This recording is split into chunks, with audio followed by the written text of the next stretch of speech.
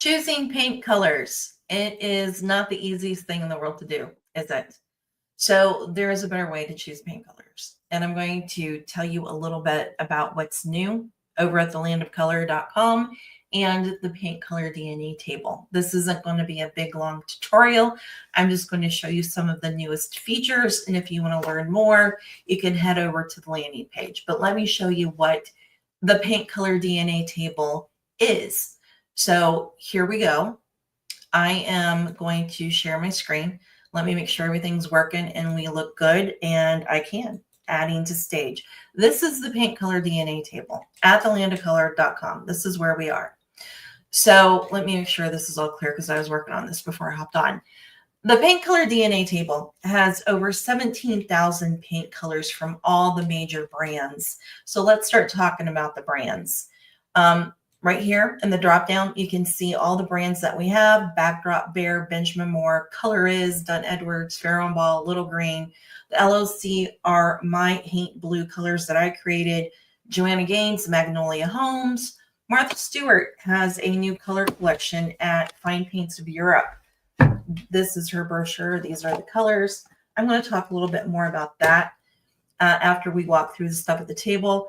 I have a couple Pantone colors of the year. PPG, the restoration hardware colors, which have been discontinued, but we have them.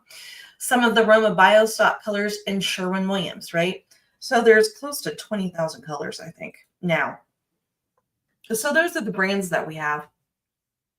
And as you can imagine, the filters at the top of the table come in very handy for being able to filter that many paint colors. So you're able to search, sort, and save in the table. And I'm going to show you a couple examples of that. So one of the things I changed for my users, you'll be interested to know this, that I've moved my favorite operation to a different place in the tutorial. So it's easier to highlight it, copy, and paste it. And for our new people here, let me show you where that filter, that operation goes in the filter. This is how we use it. And this is just a from and to operation. It's a range. So it just tells the table to look for colors between this number and that number, a range, right? So that's what the operation does. Like I said, I'm not going to get into a tutorial here. All of these question marks are like micro tutorials. If you hover over it, it will tell you exactly what that filter will do. And these are the operations, the different functions you can make the table do. A lot of my users maximize several of these features, these operations that you're able to do in finding paint colors. I kind of don't. I pretty much only use this operation. The range operation is what I call it, the from and to numbers. So show me colors between with an LRB between 30 and 50, for example, is a classic operation, a classic range to use. So those are the brands. What's new is, like I said, the Martha Stewart Fine Paints of Europe collection. There's about 40 new colors that we've added. And we also finished the Little Greene collection. Little Greene is a new brand to the States. And we have all those colors. I'm going to show you those in a minute too. Okay, so next up is the Speak Color Name button. This is a brand new feature. You want to make sure you can see the search button also at the same time in your screen. And if you click on it, all you have to do is say a name, and it will populate the search bar for you so you don't have to type it. And then you just have to click the icon to make the table activated. So let's look for one of the new Martha Stewart colors, and we're going to try a hard one. I'm doing this live, which is probably stupid, but let's just put it to the test. And it all depends on if I can pronounce this correctly. So here goes. Araucana Blue.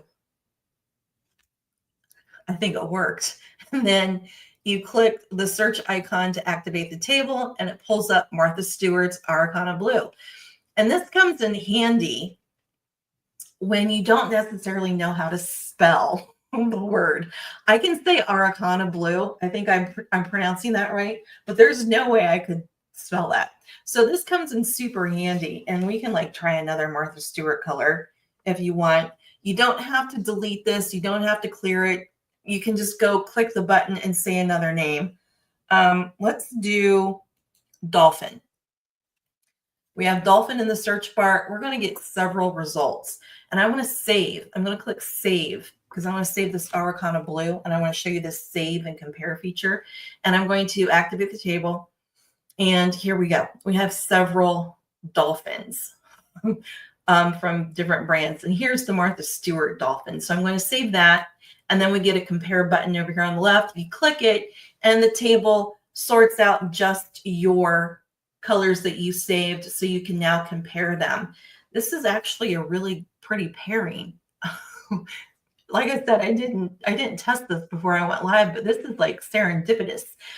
They're both from the Greene hue family, pretty much the same pocket in color space, right? The hue angle is Munsell hue is 4.9, 4.7 green.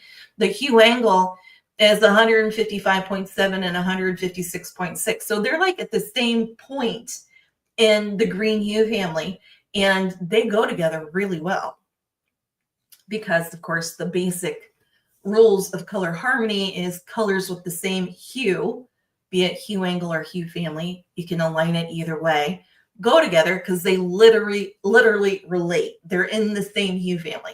That is the color relationship. And yeah, what a pretty pairing. I would do that. I would not hesitate to do that. Okay, so that was fun. So that's how you use the Speak Color Name button. It only works on desktop. It does not work on mobile. And that's because the different browsers have rules about speech to text, which I had no idea. That's something that I learned. But it does work on desktop. The table overall works better on desktop. As you can see, the color data profiles are a horizontal layout. There's really isn't a way we could do it vertically because you want to be able to compare colors line by line. And I can go add another color from here if I just click edit.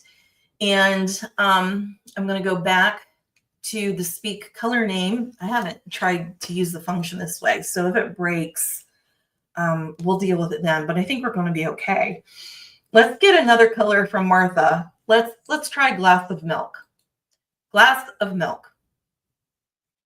It's in our box. I activate the table. Perfect. Here's Martha's glass of milk. Bear has a glass of milk. I didn't know that. And then you just click compare again. And now I have all three colors. And we can talk about the headers really quickly. You'll see these black arrows. You can put your colors in order then by lightness from, this is from darkest to lightest. And if you click the arrow, you can make it go the other way too. From lightest to darkest, right? Ascending or descending, whatever you want. LRV, you can sort colors by LRV if you want. All of these columns, you can sort by Munsell, hue, family, value, chroma, LRV, or LCH, lightness, chroma, and hue angle. It's two sets of notations here. All of my Camp Chroma students know all about that, and my regular users know about it too. If you're brand new, there's a little bit to learn about LCH and Munsell, hue, value, and chroma. It's two different sets of data. It's just two different ways to look at a color from its numeric definition and description. That's all it is. A lot of people find the Munsell, hue, family, value, and chroma easier to understand than LCH because it's smaller numbers. That's all it is. And if you're paying attention, and you're interested, you can take the lightness value, divide it by 10, and get your Munsell value. Pretty close. And you can see that works here. 82 divided by 10, 8.1. 93 divided by 10, 9.3. 88 divided by 10, 8.7, right? So it's pretty close. It's not precise because of rounding in the math on the back end of the table. So yeah, that was an extra detail I wasn't planning on sharing, but you know me, once I get talking, there's no telling. So when you're done with a particular sort and you want to reset the table, there's several things you can do. You can hit the X in the search bar. If you've done compare, this is going to stay over here until you hit reset. So you might want to do that. And what I typically do is I just refresh the whole page, and it's just a habit. But there's 3 different ways to clear your filters and to reset your table. Okay, the speak color name is my very favorite feature. But the other thing that I changed in terms of just user interface is I have the headers, the column titles, they're now sticking to the top, the very top of the table. So you can get a view of, what do I have here? 7 colors. And you can also change the zoom ratio on your screen to get more colors in. Okay. At the bottom of the table, you can change this to 100 different colors. And every time you activate the table, it will gray out to tell you that it's working. And yeah, so this is, you can do this and get, 10 colors in a view just by zooming out. And from here, you can take a screenshot. You can highlight to copy and paste, but when you paste it, it doesn't come out very nicely. And formatting that would kind of be a nightmare. So I recommend you just take a screenshot because it comes out all nice and pretty. Okay, so that's the sticky header. Before I had him do that, it would stick right about here, and you could only get a screenshot of about 4 or 5 colors, and that drove me nuts. So for me, this was a huge improvement. If it was annoying to me, I figure it's probably also annoying to my users. And I use this every day, right? That's where the paint color DNA table came from. I created this color tool for me. And then as I started training more and more students in Camp Chroma, it became obvious that I needed to make it public so I could share it with everybody. And that's when it became a subscription, and anyone can sign up. But I have a lot of my students, obviously, who depend on it every day. In fact, when I was making these changes, the button to log in moved, and I didn't realize that. And I got emails. It's like, what happened to the table? They are very dependent on it, as I am, to do my job every day, because there's no other tool like it, right? You can't go any place else, not Encyclopedica, not Plan Home, not whatever it is. You can't. Nothing else like this exists, and nothing else ever will, because it is patent pending. It's part of a patent that I filed for my particular process. So it is a unique color tool, exclusive to the land of color, and it always will be. So the other thing I added was the hex code column. And actually, before I move on, let me talk about the user interface and the mobile thing. It works on mobile. I mean, the table, this is my tablet. You can see the whole color data profile now on a tablet. You just have to turn it horizontally, your tablet or your phone. And that has improved.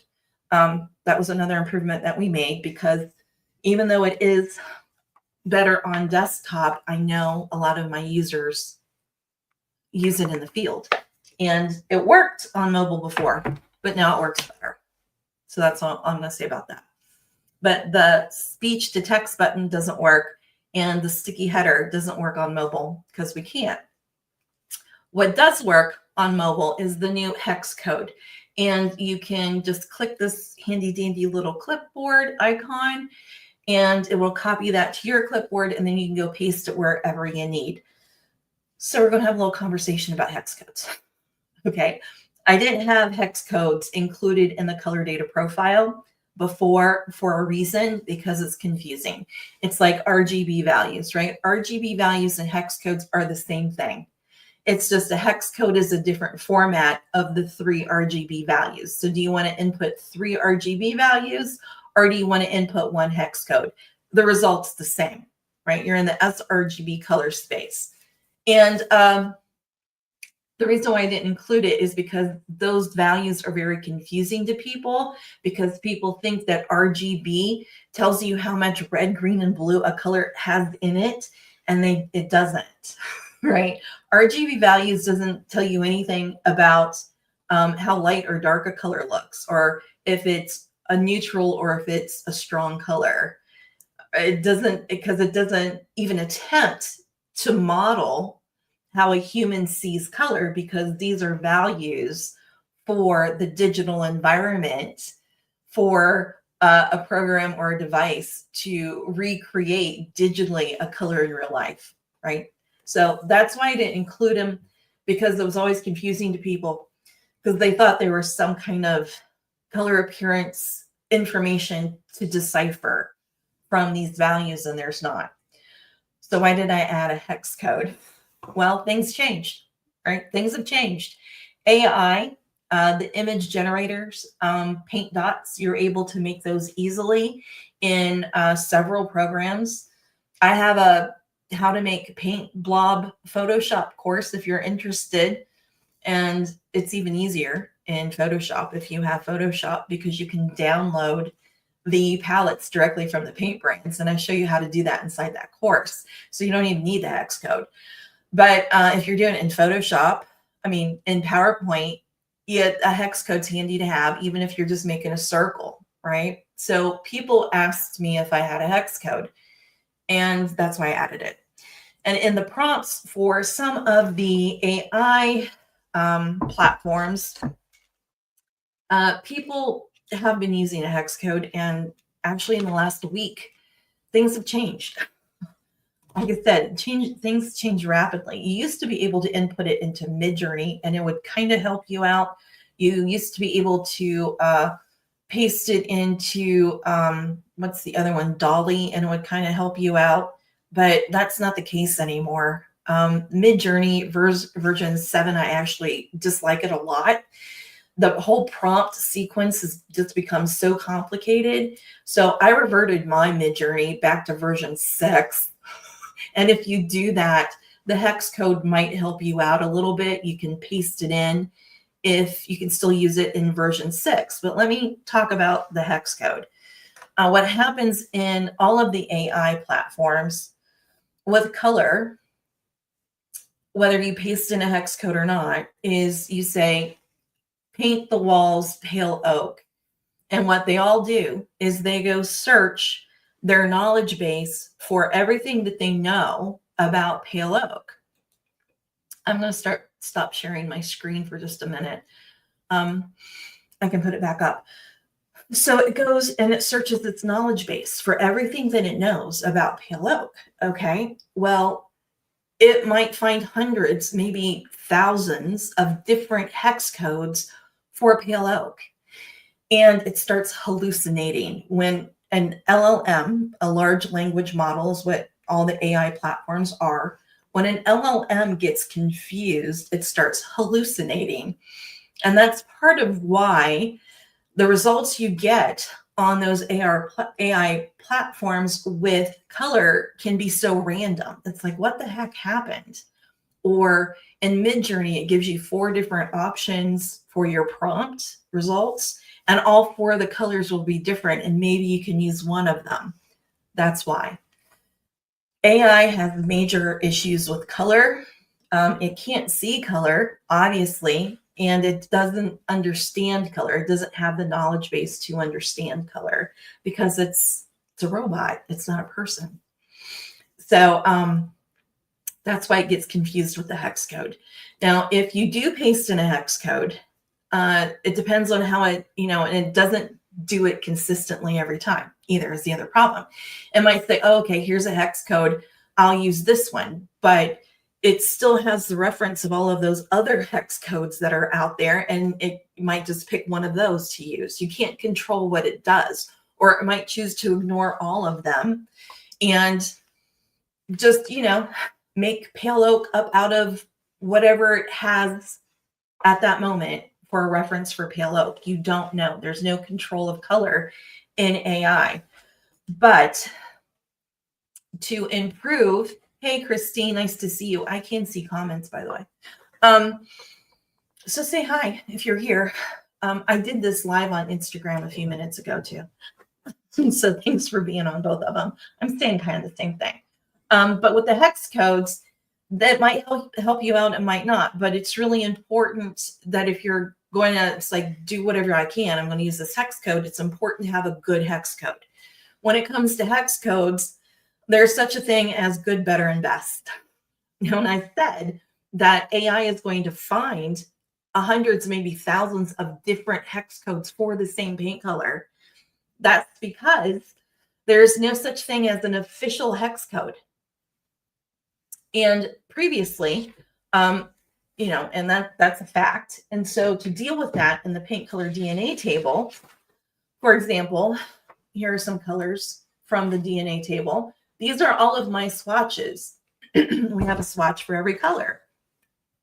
And for consistency's sake, because there's no such thing as an official RGB value or hex code, we were using the digital fingerprint to make swatches that the brands were using because it was just for consistency's sake, right? Since there is no such thing as an official hex code, the best I can do is be consistent. So if somebody's looking up pale oak on the paint color DNA table on their device, it's going to look like the pale oak swatch on the Benjamin Moore site. That was the logic. Well, as I started peeling into adding the hex code to the table, I realized that there was no consistency in the paint brands with how they were coming up with their hex codes. And they, like I said, there's good, better, and best. The hex codes from the brands aren't good, is what I figured out. They could be better. So we redid everything. And since we measure all of our colors here at the Land of Color, I have the raw spectral data. So I calculated my own hex codes based on our measurements. So across all 17,000 colors, the process, the standard for ascertaining that hex code is consistent. Consistency when it comes to color science and color notations, it's kind of everything, right? If you have consistency in how you're applying the science, you are miles and miles ahead in terms of making those data values as useful and as meaningful as they can possibly be. The key is consistency. So when you copy a hex code from the Land of Color, the paint color DNA table, that is the best quality hex code you can get. Because you don't know. When you're out there on the internet, copying or using your eyedropper tool to, lift the color from a paint can that you found on Pinterest, you don't know where that hex code came from. Or if someone posts a picture of their sea salt bathroom and you lift the hex code from there, it's like, that's not where you want to go. And the brands, there's no consistency, and the quality there, it's like, that's not it. It's not good. And other websites like Encyclopediya or Plan Home or My Perfect Color, they're not great, right? The quality of that hex code isn't going to help you, especially if you're trying to paste it into an AI platform. And that's because garbage in equals garbage out. And especially Encyclopediya, it's garbage. Those data values are garbage. They don't do it right. And I can tell by looking at it. And that's another reason why I added the hex code column, because I would get emails from people saying, hey, what am I doing wrong? And they'd show me the example of the hex code from Encyclopediya. And it's like, well, I found this new website called Plan Home, and then I got the hex code from there, and they're not the same. They don't match. And neither one of them matches the hex code that I got from the Benjamin Moore website, right? So instead of having to tell the hex code story, the garbage in equals garbage out story every single time, we just added the hex code column to the paint color DNA table with a handy dandy little clipboard instant copy icon. And they just became more relevant. And since it's on the same line with data values that do define and describe paint colors, And it's only a hex code, not RGB values. I don't think it's going to confuse people. What I had in that column before was a link out to a resource where you could get a sample. So for Benjamin Moore, Sherwin Williams, Farrow Ball, Pittsburgh paints, you could click the link, land on the color it sampleized, and get a sample. Or if it was a bear color, it would take you to the Home Depot to get a sample. So I still have those links for you, and I'll show you. Instead of being on the same line for every single color, a link for every color, those links are now at the very bottom of the table. I expanded the table to show 100 colors at a time, so I have to scroll all the way down. But the links are now down here. So here's sampleized, backdrop, bear, every brand that we have in the table. If they have a link to get a sample or see more, it's down at the bottom. Okay, so I think I told you about all of the new features. My tutorial, I moved that. The speak to text or speech to text button, the sticky header, and then the whole new hex code situation. Let's talk about the paint brands. We just recently added the Martha colors, and I also added Little Greene. Little Greene is new to the States. It's not a new paint brand. They were in the UK, I think only in the UK for the longest time, and they just came to the United States. And actually one of my students in the UK, Colette, sent me these colors quite a while ago before they were in the States. So I finally got all of the Little Greene colors added to the table. I can show them to you if you guys want to see, because Little Greene is kind of fun. When we go take a look, they have, they're actually called letdowns, and it's a true light to dark spectrum of certain colors. So like here's clay pale, clay mid, clay, loot, and they try to arrange these colors so that they were from lightest to darkest in the same hue family. And when you look at the numbers, that's not exactly true. Like this first set of 7 colors, I can show it to you in the actual chips, what it looks like. But when you see the data values, you can see that they are not all in the same hue family. 4 of them are from the yellow hue family, and 2 of them are from the yellow-red hue family. These colors are so hard to get out of this box. You're gonna have to give me a second. But here, I got the fan deck out. And when you look at the fan deck, you can see how they're staggered. Well, this is one set of colors, and it's supposed to be, I just dropped one. Let me get one set out. This is how they come out of the box. So, like I said, it's supposed to be a string or a letdown string. And they're supposed to all be in the same hue family, and they're not technically. So when you look at the Little Greene brand on the Paint Color DNA table, it's kind of interesting to see what colors or what sets of colors truly are in the same hue family. This first set's not. This set looks pretty good from stock to Lycian ground, but those are the things that you can discover in the Paint Color DNA table, and there might be better options. And a lot of my strategists know how to use the table and the numbers to find the best options. So if you're looking for help, look for a color strategist. This is a good string to talk about. Greenstone Pale to Dark Brunswick Green. We have this, odd little outlier here. Sage Green belongs to the green yellow hue family. And then Dark Brunswick Green is the green yellow. Is the green hue family. So this is not a true hue family string. They look good together for different reasons.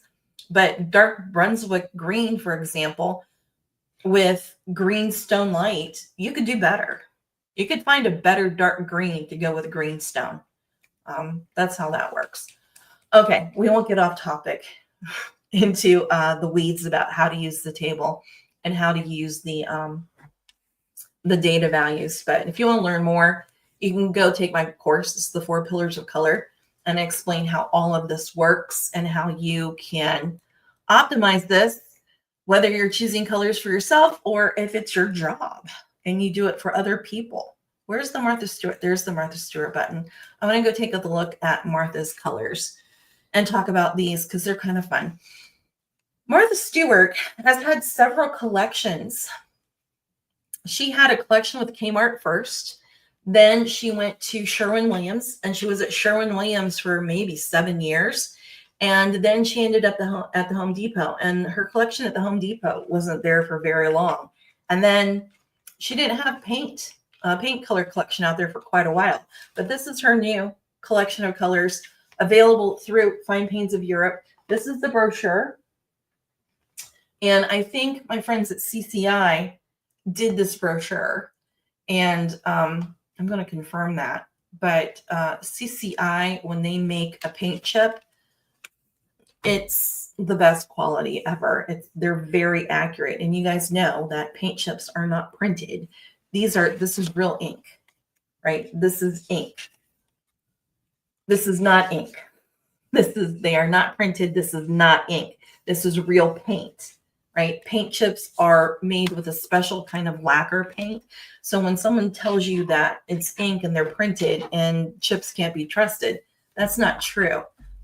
Paint chips have to meet some of the strictest standards for accuracy in all of color world. And CCI is a manufacturer of color collateral, and they do a really good job. But with the Martha colors, I'm going to share my screen again. Oh, I'm still sharing my screen, so that's perfect. With the Martha colors, there are some classic colors from her past collections in here. Rope is one that was at Sherwin Williams. I haven't looked to see if it's the exact same color, but it looks like it's the same color. I still have her old chips from Sherwin Williams. I could go look at that. But rope was one of my favorite colors from her collection. Sharky Gray was another classic. Let me see. There's Glass of Milk was super popular, and the Aracuna blue that we searched for earlier might have been her most popular color. That Aracana blue is gorgeous. So let's see what else was Glass of Milk, Aracana blue. I felt like there was one. Oh, Bedford Gray has a little story. She created this color for her one estate that she had. I think it was in Connecticut. So that's in this collection. Bedford Gray, I had matched that before to a Benjamin Moore color, and I can't remember, but now you don't have to because Fine Paints of Europe has it. So let's see. There was another popular one. She has about 40 colors in her collection, which, you know, isn't a whole bunch, but it's enough. I think Fennel Seed. This was the other one that was super popular. I'm going to hit compare so we can take a look at all of the most popular Martha Stewart colors that I remember from her past collections. And I'm going to put them in order by hue angle. So they're in spectral order from yellow down to green. So all of these colors all belong to the yellow hue family. Rope, Sharky Gray, Bedford Gray, Glass of Milk. There's a palette right there, just because they all belong to the same hue family, right? And of course, we talked about Aracana blue and Dolphin. I'm a little obsessed by that color combination. I didn't plan that. And I've been thinking about that ever since we did it. It's like I'm dying to go pull these colors together and take a look. Anyway, I think that's all I wanted to show you and tell you was we added these 2 new collections, and Bear is another story. I'm going to reset the table. I'm just going to refresh the whole darn thing, and I might stop sharing because I don't think I have anything to tell you. Oh, I'll show you the Bear colors. So Bear has over 7,000 colors, right? We don't have all 7,000 colors in the table. What I have is their latest fan deck and their latest architectural kit. However, I do have some of the older colors because I've specified them or someone's asked me about them. So I just left them in here. And it took us a minute to sort through the Bear colors to make sure we had all the right colors in here. And we do now. And like I said, there's a lot of them. I think what we do have in here is close to 3,500 colors, which is a big color collection. That's a big fan deck. And you can see the bare colors here. I'm scrolling through them. And if you need a color, just let me know. Chris had emailed me about a Farrow Ball color that I don't have in here. So I'm going to have to go see if I have the chip and we can get that added. And Farrow Ball, I have a little bit of a story.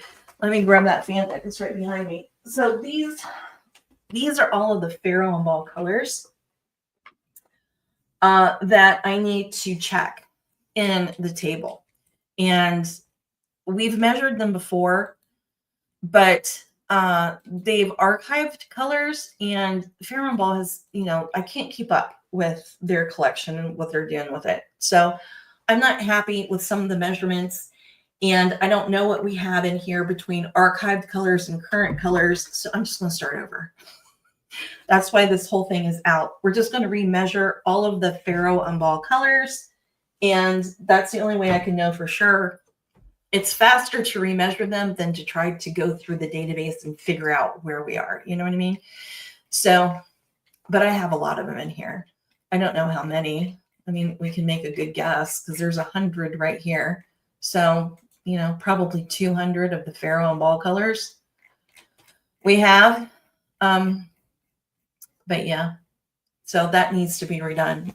But that's all the things that we have on deck for the paint color DNA table. No new additions anytime soon. This is it for a while.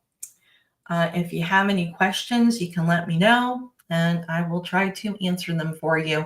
A link to the table will be below. I'll talk to you guys later.